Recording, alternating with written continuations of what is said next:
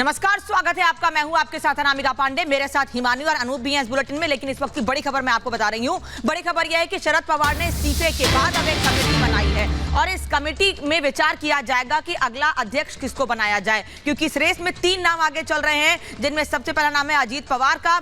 इसके अलावा उनकी बेटी सुप्रिया सुले और प्रफुल्ल पटेल, 3 नाम सामने आ रहे हैं और अब नए अध्यक्ष के चुनाव के लिए एक कमेटी बनाई गई है। 18 सदस्यीय कमेटी है यह हिमानी, जो ये तय करेगी कि आखिर अध्यक्ष कौन बनेगा।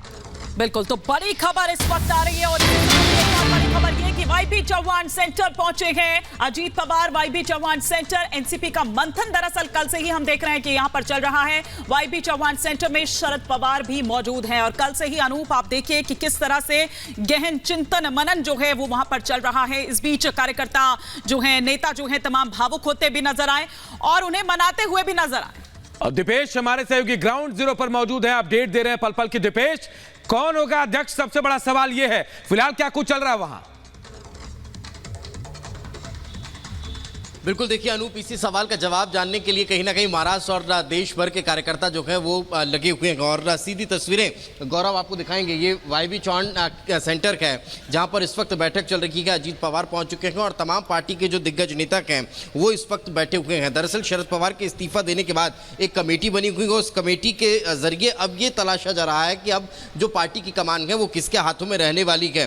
कमेटी के जो मेंबर्स हैं, अगर उनका जिक्र किया जाए तो प्रफुल्ल पटेल का नाम उसमें शामिल है, सुनील तटकरे हैं, के शर्मा के, पीसी चाको है, अजीत पवार के, जयंत पाटिल उसमें शामिल हैं, अनिल देशमुख है, सुप्रिया सुले हैं, छगन भुजबल के। ये तमाम वो नेता हैं जो पार्टी को कहीं ना कहीं अभी तक का मजबूत करने का काम कर रहे हैं और वो तमाम नेता अब इस बैठक में मौजूद हैं। और वो बैठक इस मसले को लेकर चल रही है कि शरद पवार के इस्तीफा देने के बाद अब पार्टी का मुखिया कौन होगा, कौन पार्टी को आगे लेकर जाने वाला है। क्योंकि हाल ही में कहीं ना कहीं 3 बड़े चुनाव जो हैं वो आने वाले कुछ समय में देखने को मिलने वाले हैं। तो फिर इस लिहाज से पार्टी जल्दी ही एक बड़ा निर्णय करती हुई नजर आने वाली है।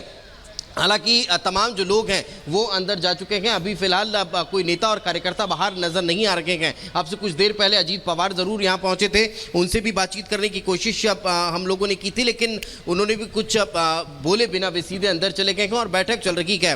अब निर्णय ये होना है कि क्या शरद पवार को मनाया जा सकता है, और अगर शरद पवार को मनाया जाता है तो फिर उसके बाद की स्थिति क्या होती है। क्या शरद पवार अपने इस डिसीजन पर रिवर्ट करते हैं, वापस लेते हैं इस फैसले को, या फिर अपने इस फैसले पर कायम रहते हैं। अगर कायम रहते हैं तो फिर अगला नाम कौन होगा, अजीत पवार का होगा, सुप्रिया सुले का होगा, या फिर प्रफुल्ल पटेल का होगा। चूंकि चर्चा इस बात की भी चल रही है कि परिवार से कोई सदस्य का नाम शामिल नहीं किया जाएगा, तो फिर क्या प्रफुल्ल पटेल या कोई दूसरा नेता अब कहीं ना कहीं एनसीपी की कमान संभालेगा। अब इसको लेकर असमंजस की स्थिति बनी हुई है। असमंजस की स्थिति है बनी हुई, मंथन चिंतन